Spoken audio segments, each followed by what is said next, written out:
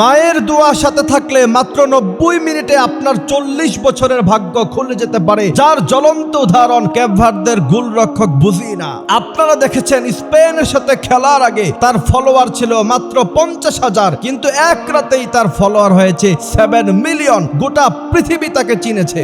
স্পেনের মতো শক্তিশালী দলকে যখন তিনি আটকিয়ে দিয়েছেন, সাংবাদিকরা তিনাকে প্রশ্ন করেছে আপনার অনুভূতি কি। তিনি অনুভূতি প্রকাশ করতে গিয়ে কেঁদে কেঁদে বলেছেন, আজকে আমাকে গোটা পৃথিবী চিনলো, কিন্তু আফসোস আজকের এই দৃশ্যটা সরাসরি আমার মাকে আমি দেখাতে পারলাম না। অল্প কিছু টাকার জন্য আমার মাকে আমি এখানে নিয়ে আসতে পারি নাই। আপনি দেখেন এই সেলিব্রেশন টাইম মুহূর্তে তার জীবনের সবচেয়ে আনন্দঘন মুহূর্ত, ওই সময় সে তার প্রিয়তম মায়ের কথা তার মনে পড়েছে। সুতরাং তার থেকে বোঝা যায় মায়ের দোয়া যদি কারো সাথে থাকে, জীবনে কখনো সে বিফল হবে না, সে সফল হবেই হবে। হয়তো কিছুটা সময় লাগতে পারে। আল্লাহ সুবহানাহু ওয়া তাআলা বলছেন, তোমরা মায়ের সাথে এমন আচরণ করো, ওয়া কাযা রাব্বুকা আল্লা তা'বুদু ইল্লা ইয়্যাহু ওয়া বিল ওয়ালিদাইনি ইহসানা। এত সুন্দর আচরণ, এত কোমল আচরণ করবা। ওয়া কুল লাহুমা কাওলান কারীমা, সব সময় সম্মান দিয়ে তাদের সাথে কথা বলবা। এমন আচরণ করবা না যাতে করে তোমার আচরণে তারা উফ শব্দ মুখ দিয়ে বের করতে বাধ্য হয়। তাদের সাথে সুন্দর আচরণ করবা। আল্লাহ সুবহানাহু ওয়া তাআলা আরো কত সুন্দর বলছেন, জীবনের শেষ মুহূর্তে যখন তোমার বাবা মা বৃদ্ধ হয়ে যাবে, যখন তোমার বাবা মাকে গোটা পৃথিবী বোঝা মনে করবে,